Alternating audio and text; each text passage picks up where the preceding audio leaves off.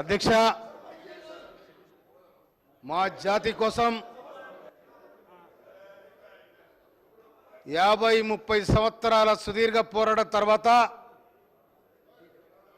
నేను బీఆర్ఎస్ఆ టీఆర్ఎస్ఆ ఆ నాయకులకు మా మీద ఏమాత్రం గౌరవం ఉన్నా పోయి మీరు సీట్లో కూర్చోవాలి, లేదా మీకు ఊళ్ళలో సాగు తెప్పబడతా జాగ్రత్త.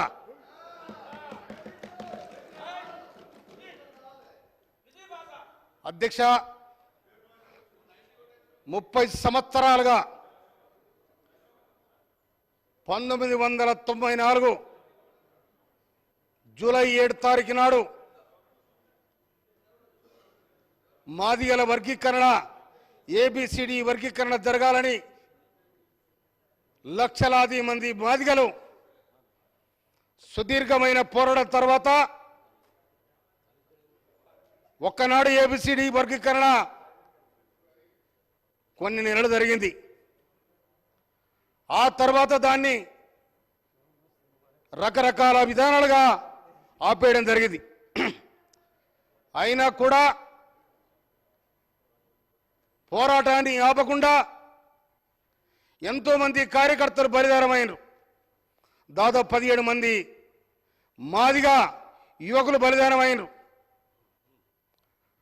ఆ బలిదానమైన దాంట్లో గాంధీ భవన్లో ఎవరైతే ఇంజూర్ అయి చనిపోయినరో వాళ్ళందరూ కూడా గుడిమర్కాపూర్లో వాళ్ళందరూ కూడా చేపలు ఇచ్చి ఆదుకున్న చరిత్ర కాంగ్రెస్ పార్టీకి ఉందని కూడా ఈ సందర్భంగా మనవి చేస్తున్నాను.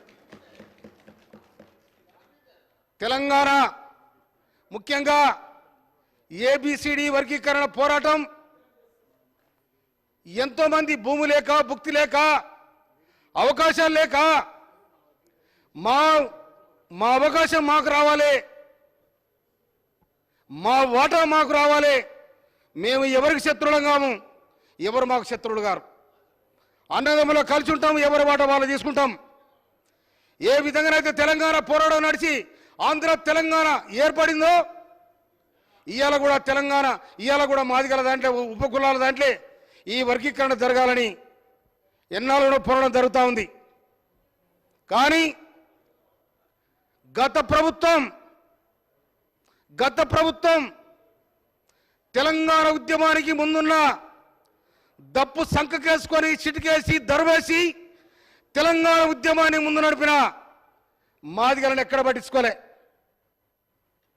కానీ మాదిగ ఉప ముఖ్యమంత్రిగా రాజాని పెట్టిన తర్వాత 8 నెలలుగా పీకేసారు. ఎందుకు పీకేసారో కూడా ఆ పీకేసినోడు చెప్పలే, పీకే పడ్డోడు చెప్పలే ఇంతవరకు.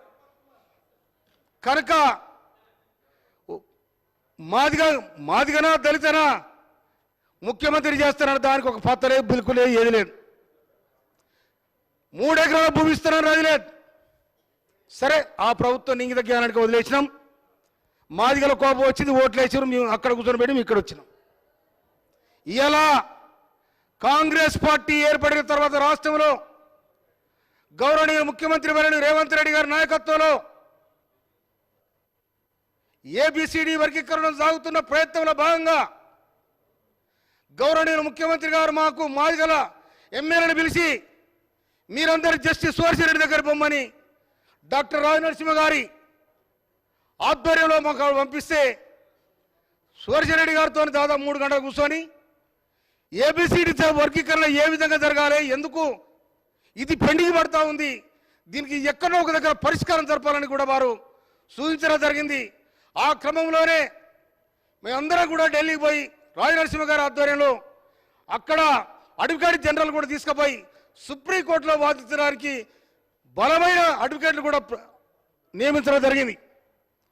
ఇవాళ 30 సంవత్సరాల చరిత్రలో ఇదొక సువర్ణాధ్యాయం. ఎందుకంటే మాదిగలు అనేవాళ్ళు ఊరుకు దూరాన వెలివేయబడి ఈ సమాజానికి సేవ చేసి కష్టం చేసిన కష్టజీవులే వాళ్ళు. ఆ కష్టజీవుల తరపున కొట్లాడిన కాంగ్రెస్ పార్టీ ఇవాళ 1974లో కాంగ్రెస్ పార్టీ దళిత గిరిజనులను హరిజనులను దగ్గర తీసుకొని చేరదీసిన పార్టీ ఇవాళ కూడా ఏబిసిడి వర్గీకరణ గౌరవనీయ ముఖ్యమంత్రి రేవంత్ రెడ్డి గారు ఇంట్రెస్ట్ తీసుకొని వారు శ్రద్ధ తీసుకొని ఇవాళ రాజనరసింహ గారి ఆధ్వర్యంలో ఇవాళ సుప్రీంకోర్టులో చర్చ చేయడానికి, దాన్ని డిస్కస్ చేయడానికి బలమైన నినాదం వినిపించి ఇవాళ సుప్రీంకోర్టులో ఈ కేసు గెలిచినందుకు ఆ సుప్రీంకోర్టుకు నేను హృదయపూర్వక ధన్యవాదాలు తెలియజేస్తా ఉన్నాను. కేంద్ర ప్రభుత్వానికి కూడా నేను హృదయపూర్వక ధన్యవాదాలు తెలియజేస్తా ఉన్నాను. అందుకోసమని దీనికోసం కొట్లాడిన అమరులైన మాదిగలకు కూడా ఈ సందర్భంగా జోహార్లు అర్పిస్తా ఉన్నాను నేను.